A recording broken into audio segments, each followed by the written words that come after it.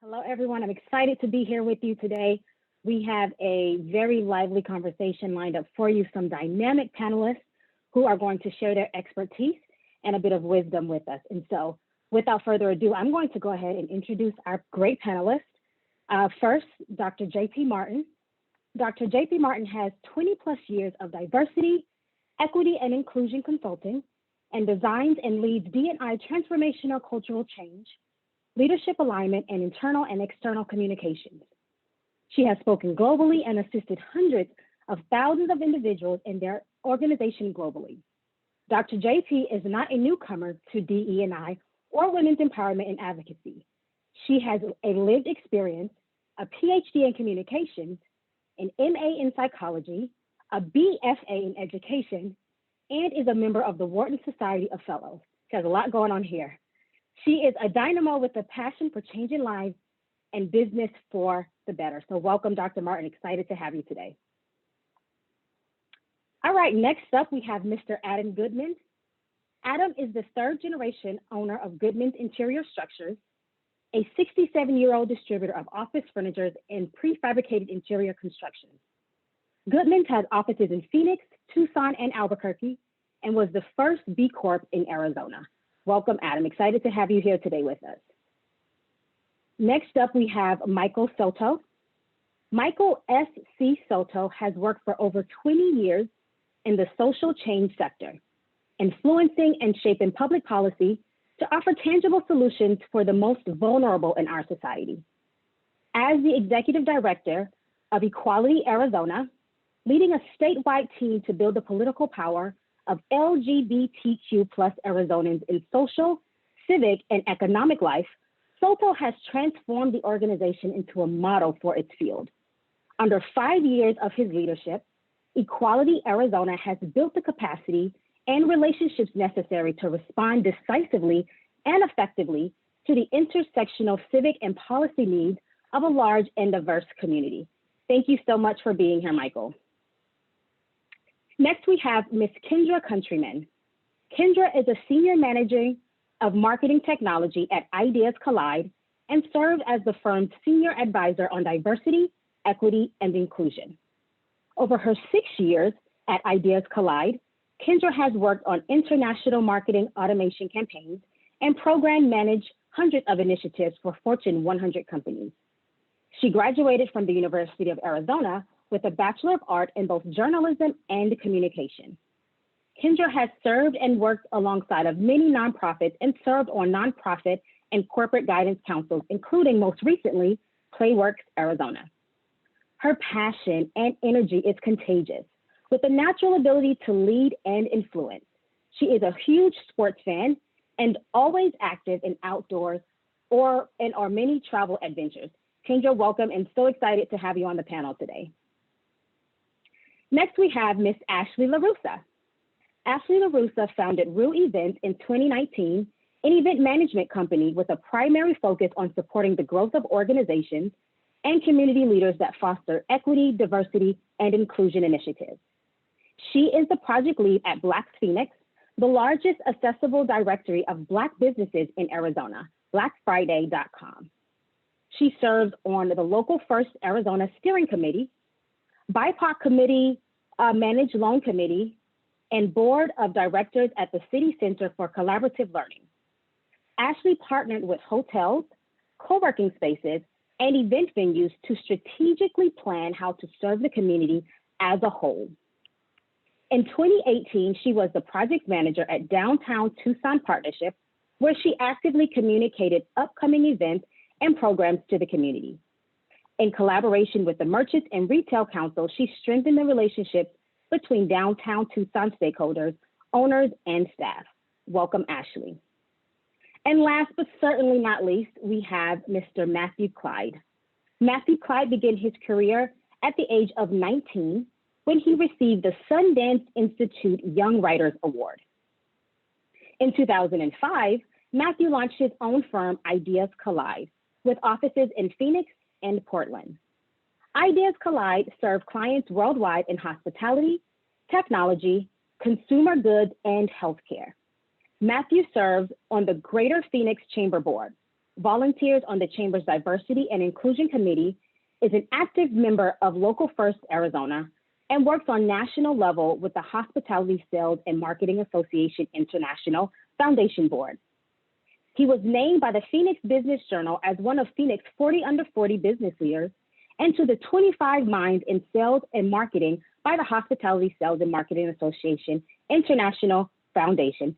Please help me welcome all of our dynamic panelists. And again, we are going to have a great conversation today addressing racism and inequity in business, okay? And so I want to kick it off with Adam Goodman. I want to shoot this first question to you. As a business leader, what do you believe are some of our greatest hurdles in relation to racism and inequity in business? And share with the audience today, what type of intentional work are you individually and your company doing to overcome this hurdle? Well, thank you. Thanks for inviting me. It's great to be here. I think that the biggest issue from my perspective is unconscious bias. Like hands down, it's unconscious bias. My company, Goodman's, on the surface, we look pretty good. Our ratios of racial demographics match the state's demographics. Our hiring is pretty good. We have an independent firm come in and audit our wage and hiring discrimination practice policies, or making sure we don't have any discrimination, I guess I should say. We've never had an EEOC complaint. Juneteenth is a paid holiday, like on and on, right?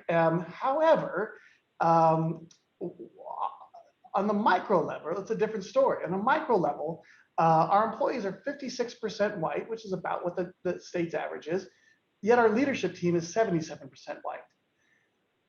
Well, that's an imbalance. It's just, there's something going on there. Furthermore, although 68% of our operations team is Hispanic, yet only 9% of our salespeople are Hispanic.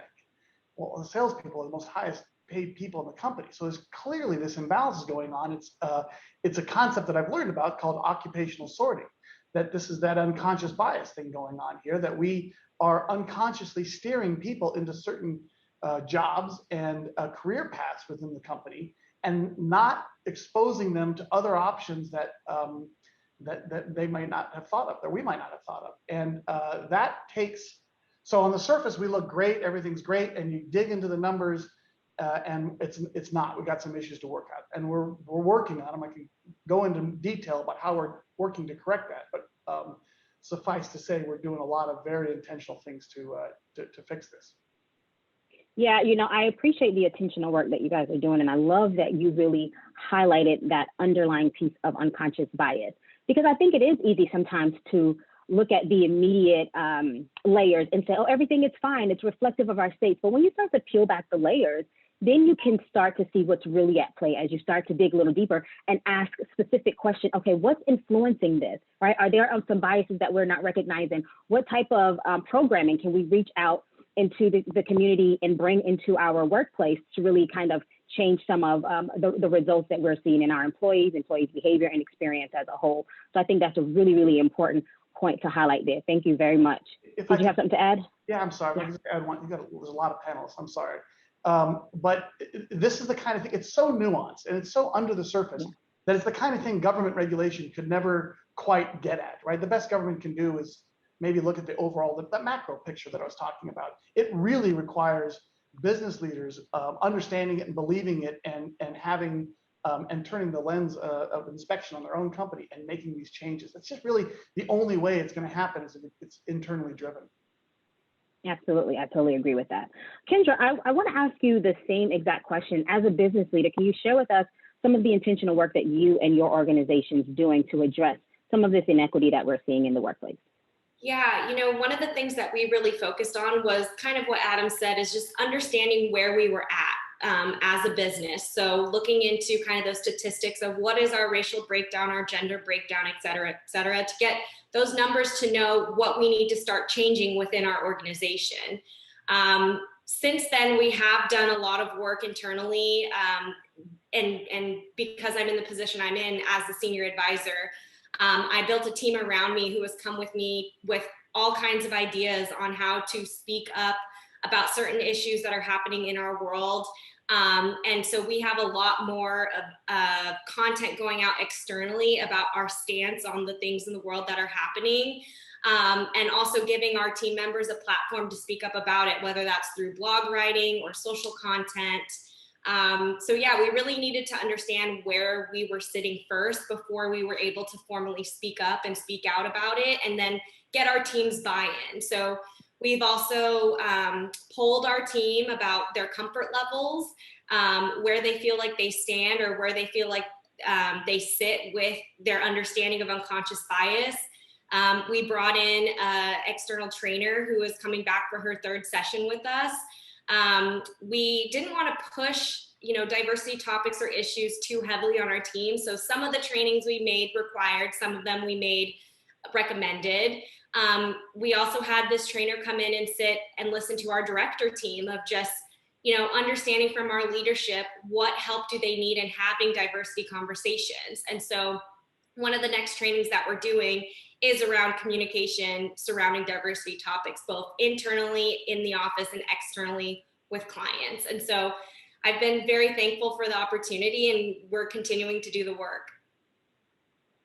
So Kendra, I'm hearing a couple of things, and I applaud you all for the work that you're doing. I'm hearing that you did an internal assessment, right? We can't just go out here making these claims without checking our own house, as my grandmother would say, right? Sweep in front of your own front door before you try to sweep in front of someone else's, right? So you have to check within your organization and see where you are and really do a real pulse and a real assessment. And sometimes for some organizations, that may be challenging because the feedback that you may find may not be glamorous, right? But you still have to be willing to do the work, to go out and get those external training and say, okay, let's have a real conversation with ourselves. These are the numbers, these are the figures, this is the reality. It doesn't look good, but how can we course correct? So I love that you said that. The other thing that really resonated with me was empowering employees.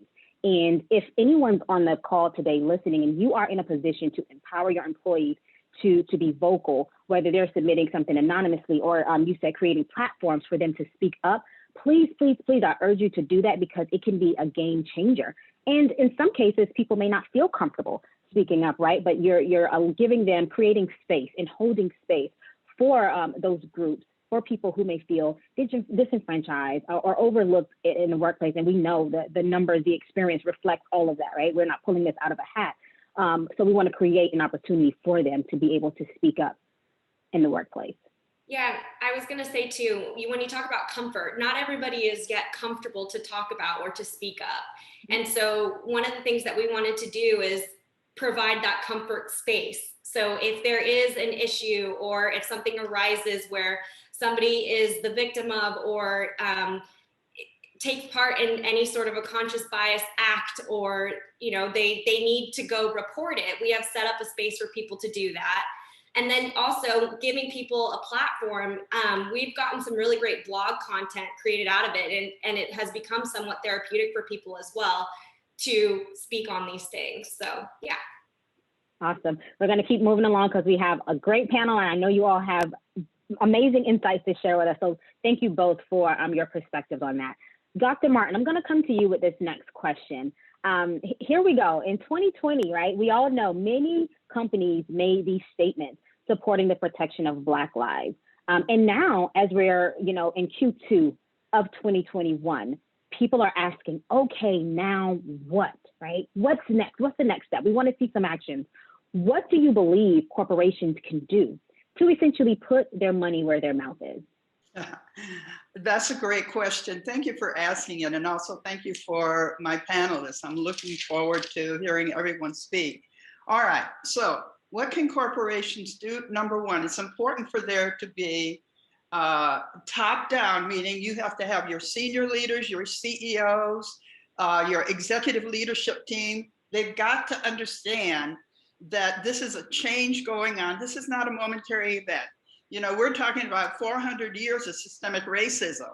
So what do you do corporate-wide? Here's what we recommend to our clients, and I'm very fortunate that CEOs from two of our client base have asked us to come in and do this great work. Number one, what corporations can do, and it's kind of been intimated by some of our other speakers. Number one is to do that corporate scan. Do your needs assessment. The one that we're doing now for one of our clients is absolutely safe, and people are responding in an anonymous way. To Kendra's point, you have to make it safe or you won't get the truth. Now, does that mean when I get all that data in, there are not some hurt feelings expressed, some ways that people are indicating that all is not well? Okay, well, let me ask those corporations that are ready to go on this kind of a program. This is intense. This is a process. It is not a short-term deal. How we got here is not a short-term. It takes a long-term commitment. So when you get the report from a consultant such as myself, 20 years in the business is not a learned experience only. I paid my dues to be where I am consulting companies like this. All right, so what do you do when you get that bad news? You say, thank goodness I found out here before the press got it, before I got some EEO complaints, while I can still save my company, while I can still boost sales, I can still make a difference. I don't hold that kind of feedback as a bad news thing.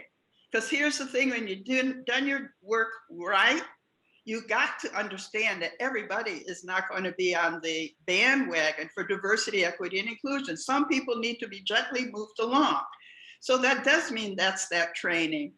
And it also means executive coaching in the privacy of, well, a Zoom chat now, but in a private way where the people can be healed that have been hurt, where the indigenous groups can be supported one-on-one. Because here's one thing I know in working with executives, they all are supposed to know what's right. They all are supposed to know how to handle things, and they always don't. So that's why I have a very strong executive coaching program. So there's a lot more that I would love to say. I'm looking at my clock, Sasha. Here's what I have. If people would like to know more, I have a tip sheet called 5 Diversity, Equity, and Inclusion Tips for Creating a Diversity and Equity Journey. And that's how I coach from. That's how I train from. That's how I lead from. It is a journey. Transformation is a journey. It is not a destination. So if they want to see what my 5 tips are, they're very basic. They're all one sheet. You can go to our website, Positively Powerful, click and get them for a blessing.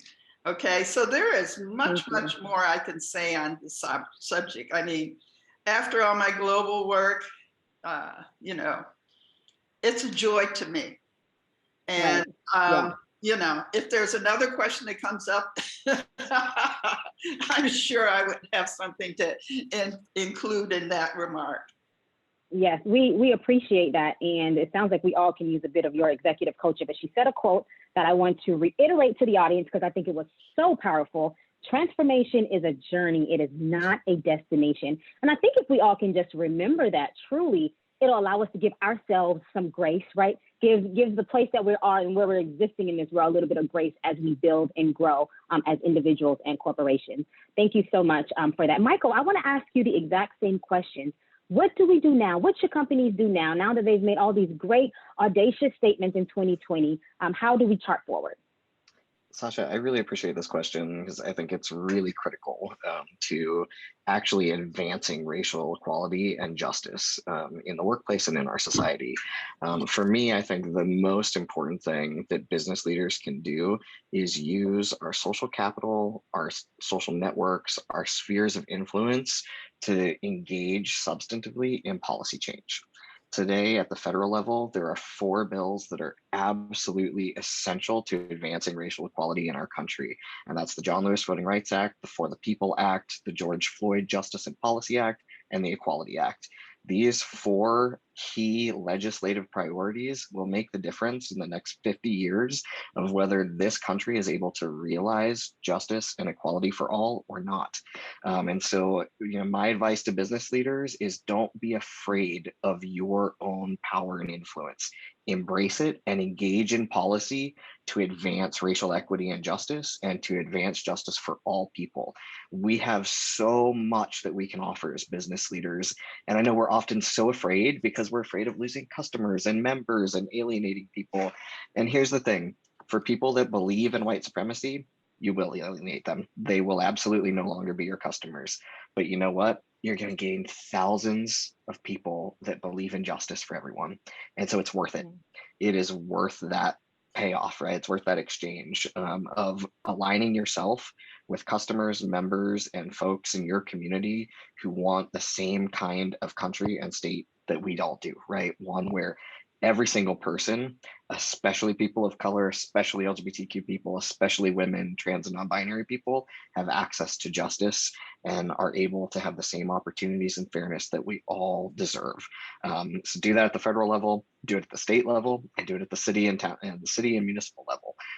Get engaged today. It is already, the clock is ticking, and we need you to jump in right now. Yes. Michael, if you and I were in person, I would stand up and give you a standing ovation. That was so beautifully stated. And I love the work that you're doing, right? It's such necessary work that we need across the entire world. So kudos to you and thank you. Thank you so much for all the work that you're doing in that input. Thank you. All right, Ashley, we're gonna come over to you with this next question, okay? So while I was preparing for this panel discussion, I read an article in the Harvard Business Journal by a gentleman named Robert Livingston, and he says the real challenge for organizations is not figuring out what can we do, but rather are we willing to do it, right? So again, I want to repeat that. The question is not figuring out what can we do, but rather are we willing to do it? Now, do you believe organizations across the state of Arizona are willing to do what's necessary to address inequity in business? That is the question. Well, firstly, thank you for this invitation and just being on this panel with these distinguished panelists. Thank you. It's an absolute honor. To address the question, we must address, as it were, the elephant in the room, which is whiteness, which is what Michael pointed on earlier, white supremacy, which is the business in America based in oppression, and what that has done to those trying to build business now in 2020. So the question of Arizona as a state can reckon with history, acknowledge it, and then progressively and positively move forward with those who have been oppressed by changing those statistics that Adam noted earlier, 77% white-led male, predominantly CEO and C-suite leadership. If we're able to truly, rough statistics, sorry, Adam, there, if that's a little bit off, globally and definitely from Forbes and Fortune 500 in that 70% bracket. If we're truly able to look at data and bring that down and make a pipeline of those who identify as Black, African-American, Indigenous, Native, Asian, people of color, and collectively be able to change those numbers, that's the truth. That's putting your money where your mouth is. That's putting your data where your assessments are. Absolutely. Thank you so much, Ashley. Adam, you look like you're chomping at the bit and want to answer that question, so I'll come to you next. I've got good news for everybody on these last couple points, actually. So I belong to a group called Greater Phoenix Leadership. It has its roots in an organization called Phoenix 40, going back 50 years or so, where it was the CEOs of the largest organizations in town. It used to be 40 people. Newsflash, they were mostly white. Today, there's about 140 CEOs of you name a large employer in town, and they're involved in it. Another newsflash, mostly white, but not entirely, definitely growing our ranks and working on it. This group represents about 500,000 employees in Arizona, in Phoenix, excuse me. So let me tell you some things that this group is doing voluntarily. First is we are about to announce a hiring of a DEI officer. We are bringing this person on staff to look at all of our portfolio of work that we do, and everything from public policy to affordable housing to criminal justice to education to transportation to infrastructure and economy, everything where we are focusing our efforts. And we're asking this DEI person to sit on all these committees and to look at everything we do through the lens of racial equity. And to take something abstract like transportation, right, where you're building highways or whatever, there's huge racial implications for how highways are built. And so this person is going to sit and advise us on those kinds of issues. Furthermore, what we've been doing for, almost a year now, I wonder what sparked this idea a year ago. I can't quite remember. But every meeting, every general membership meeting, and every board meeting, we ask one of the CEOs, the first thing on the agenda is to review their DEI policies and what they're doing to promote racial justice and equity. And we are organizations, Banner Health and APS and Blue Yonder, Blue Cross Blue Shield, I could go on and on, stand up in front of their peers and go deep for a good 15 minutes on all the different things we're doing, and everyone's learning from each other on these kinds of things. So here you have the leaders of the business community fully engaged in this topic. As I said before, look, I'm a huge believer in capitalism, the power of capitalism to make change. If you look at the history of how poverty really has been not eliminated for sure, but we've definitely reduced poverty over the last 200 years. It's all about capitalism raising the standard of living for as many people as possible. It's not perfect. There's a lot of bad actors, so spare me the hate mail. But if you look at it writ large, it makes a huge impact. Well, I think this is a problem that gets solved by capitalism, by business leaders like GPL, like the participants here today, standing up and taking a stand and making change. I yield the floor. He yields the floor. Thank you so much, Adam. We're excited to see the work that's going to come out of that initiative because there's racial implications in everything, right? From food to highway to healthcare. And so I love capitalism, but we definitely have to figure out ways where certain groups of individuals aren't, again, disenfranchised. So I'm excited to hear that is happening and look forward to see the result of that work. So congratulations to you all for that. All right, we're gonna move to our next question for the sake of time. And Kendra, I'm gonna lead this question off with you. So if we are to make real strides around race relations in business, we have to have a lot of uncomfortable conversations about biases, covert racism, and systemic racism to begin pulling back those layers that we talked about, right? So I'm interested if you could share with the audience a time where perhaps you came face to face with some of these experiences, whether it was biases or covert or overt racism or something of that nature, and how you dealt with that situation, how you overcame it, how you responded to it. If you could share your experience with the audience. Yeah, I've been having a lot of uncomfortable conversations throughout my whole life, but more so in the last year, whether that's at work or in my personal life.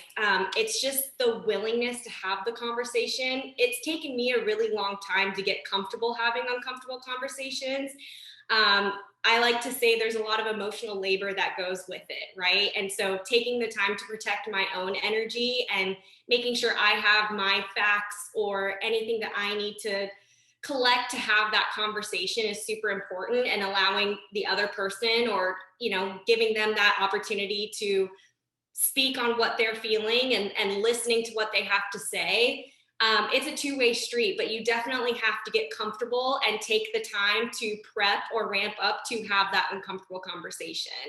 I'm biracial, so I have half of my family who sometimes doesn't always agree. And so that's where the majority of my uncomfortable conversations are happening. It is very taxing, but I am very lucky in the sense that my family is starting to come around because of the work and the uncomfortable conversations that we're having. Most of the time we're saying the same thing, just in a different way. And so it's really interesting how that happens. But when both sides are worked up, you just need to take a step back and make sure you're prepared to have a nice conversation about it, a nice uncomfortable conversation about it. A nice uncomfortable conversation about it. I love those words. Okay. Thank you so much for that, Kendra. Ashley, over to you. And this is a really, really important question. I realized it became important for me probably a couple of years ago, and I'd love for you to answer this for our audience. So for some people, the balance of protecting their livelihood, i.e. work, right, or being vocal about social injustice, right, can feel really scary, particularly in the workplace. And Kendra alluded to this earlier. What advice would you send to that person who may have some hesitation, who may have some challenges around how vocal should I be on social media, at work, or anything that can potentially tie back and affect my livelihood? Firstly, thank you for the question. I would look introspectively to my own experience and to each their own. To Dr. Martin's point on your journey, to each your own, what it takes to speak up, to break the silence. For me personally, I didn't break my silence truly until I started my own business, because I was under the mission and value of another entity, which aligned with what I was looking at doing in the community, specifically hitting all of the topics or interests that I was completely passionate about. And so to those who are on me, just know that it's natural and human. You will feel it, and those are barriers to overcome. And to, in your own time, in your own way, be building policies or marching down the street. Let it be known, let it be said, say your word, say your piece, because each individual, each human being has an experience that should be heard. Absolutely. I love that. Each human being has an experience that should be heard. And to add on to that, Ashley, to all of our listeners today, understand that there are so many ways to influence and impact this, aside from being the person with their microphone on stage, right? So you spoke to it. You can be marching, you can be, having conversations with individuals that having these challenging conversations, holding individuals accountable. So don't feel that you have to be boxed into one thing. And I think I dealt with that a lot, feeling like I had to be on this one path, because if not, I'm not helping the movement. If not, I'm not pushing change forward. But there are so many ways. We are all actors. We are all players in the progression of humanity, right? And so understand that there are different ways for you to get engaged. It doesn't look one specific way. Absolutely. Yes, indeed. All right. So thank you so much for that. Michael, I want to come to you with this next question. As I told you earlier, I looked you up. I love the work that you're doing. I think it's so inspiring. But I'm interested to know what keeps you motivated to achieve equity for all. Oh, that's a great question. For me, I'm a transgender queer man of color who is a business leader, an executive director, a scholar, someone who does a lot of work in our community. And for me, what motivates me is that my life wouldn't be possible if people before me had not done this work, right? If people before me had not dedicated their lives to justice work, to racial equity, to LGBTQ equality, to all of these struggles. And I feel a deep obligation and really a calling to do that work so that the people who come after me get to live a more free life, right? They get access to that great promise of liberty and the pursuit of happiness, right? Life, liberty, and the pursuit of happiness for all in this country. The day that that's a reality for everyone, that would be an incredible day. And so I hope we all get to see it. And if we don't live to get to see it, I hope that future generations are able to make it happen. So that's what keeps me motivated. Absolutely. Thank you so much. Dr. Martin, I would like to ask you the same question. What keeps you motivated? For me, it is similarly to Michael. It's growing up as a Black child in a predominantly Black neighborhood, going to an all-white school, and being told that the poem that I wrote was not written by me, that I was dumb, that I was a liar. So feeling that kind of humiliation.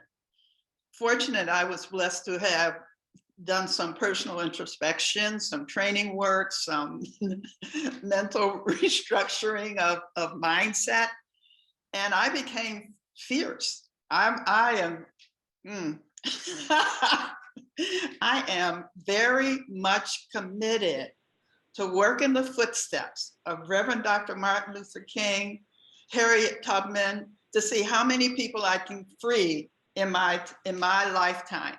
Not free physically, although that does come in, but free here, because that's what we need.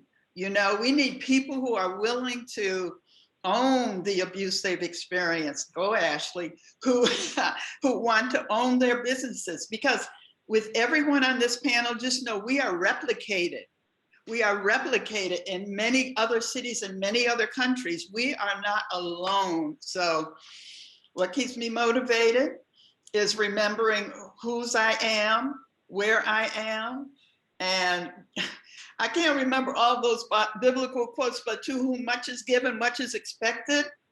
And we cannot go down without giving our all.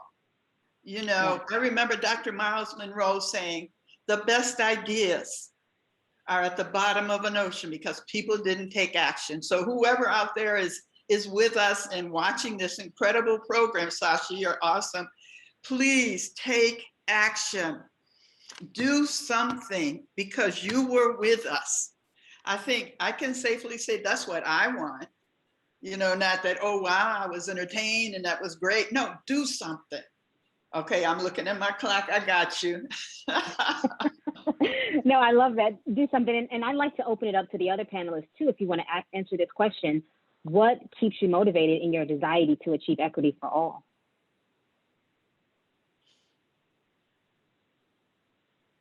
Anyone?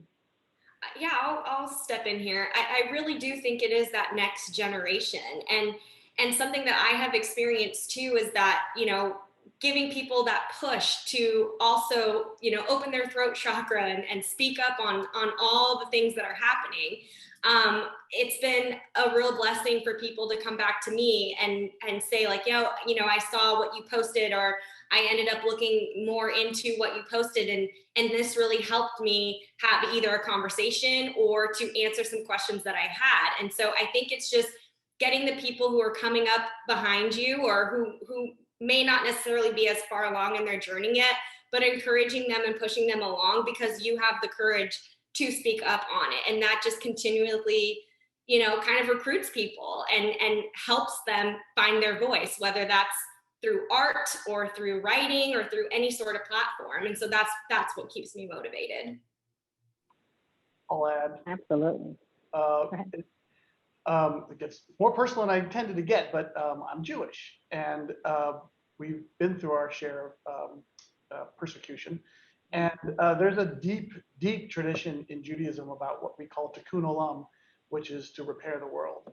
And that's really the fire burning inside me to strive for social justice and use the leadership roles that I have as a force for good, to do something good and make a better change and tikkun olam, to repair the world. Yeah, thank you so much for sharing that. Ashley, anything to add?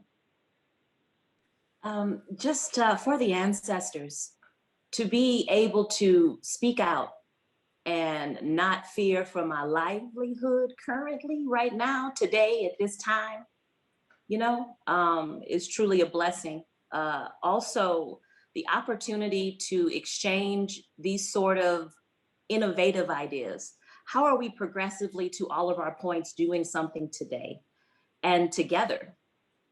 We each have our own oppressions and experiences. We have each been targets and we have each been agents.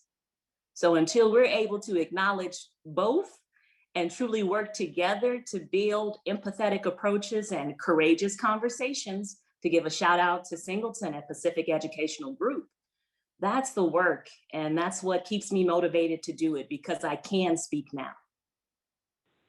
You know, Ashley, you just said a word. We have all been targets, we have all been agents. And I think that's really powerful, because sometimes it's easy for us to not see when we are inflicting pain on other people, right? Where you just seeing us, I'm the only person in this situation who may have some challenges or who may be oppressed, and to not understand that you may also be a person who's inflicting some pain, unnecessary pain, on someone else. So really being able to look internally and say, what can I do better? What type of biases do I have that I need to address within myself?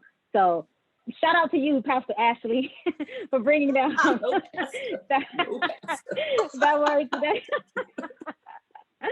All right, we're going to come over to you, Mr. Goodman, with this next question. When we talk about addressing racism and inequity in business, I personally think strategy, right? So share with us today, what strategic methods do you think we must take on as a community and business leaders to attain equity?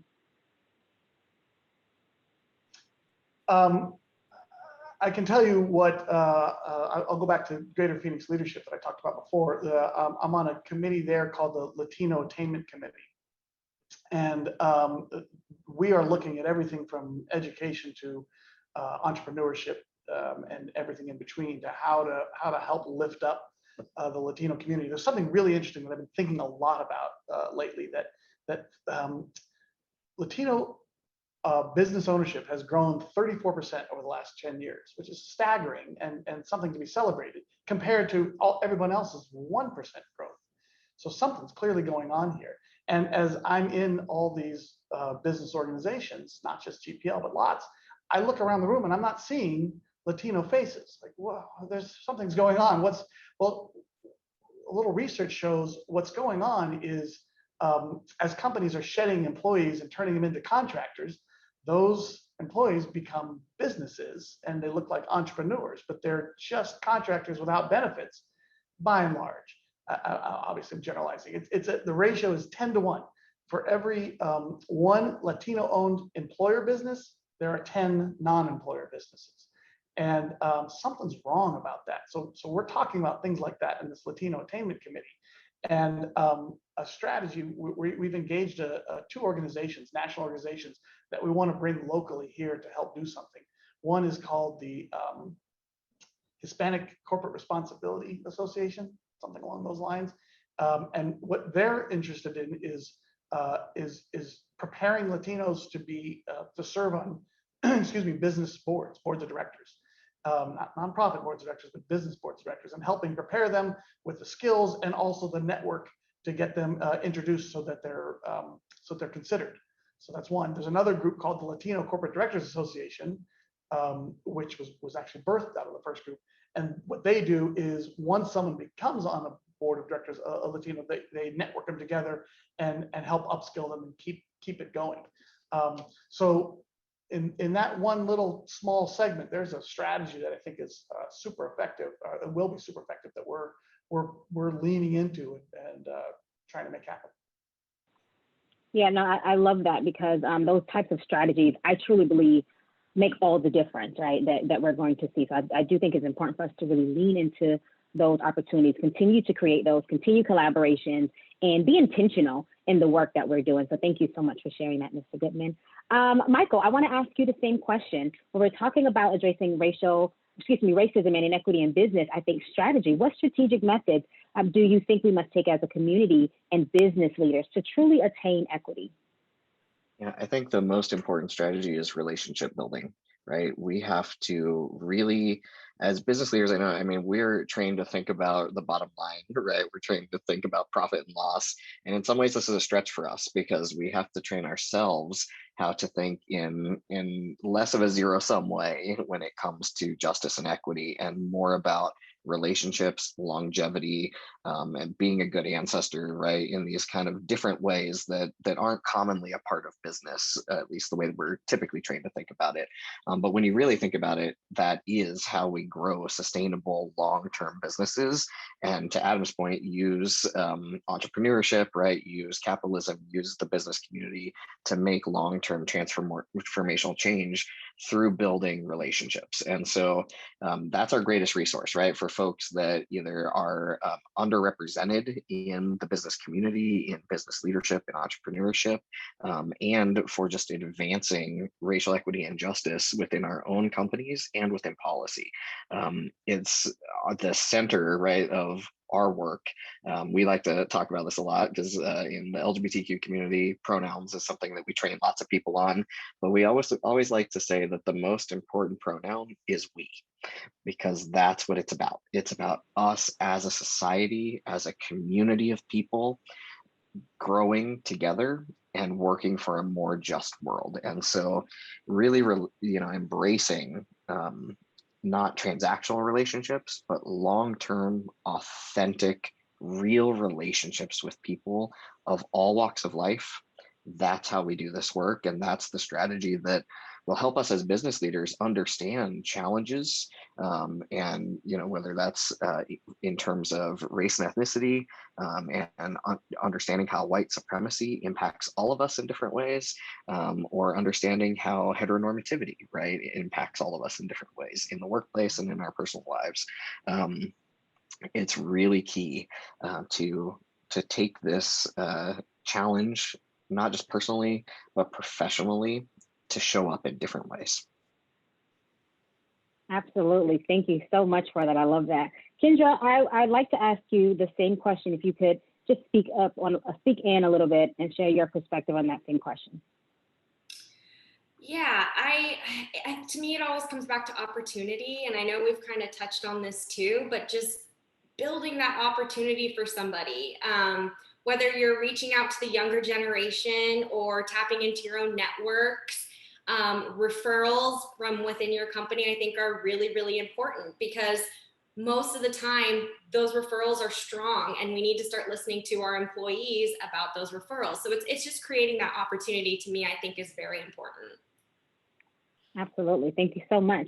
All right. On to our next question. I'm going to kick this question off with you, Dr. Martin. Okay. It's a little bit long, so bear with me as I read it in its entirety.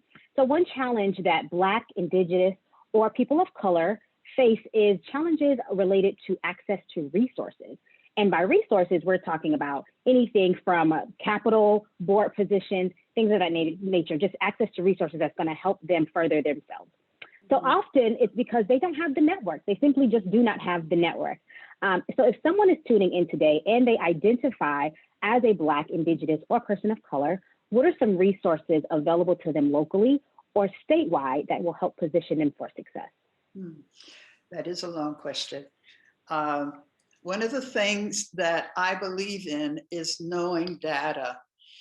And what I would ask that the people who are with us listen to this figure and use it to your benefit when you want to have someone pay attention to your need to be mentored, to be provided with access.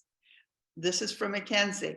The right business ecosystem can mitigate or negate the effects of structural obstacles to business building for Black business owners.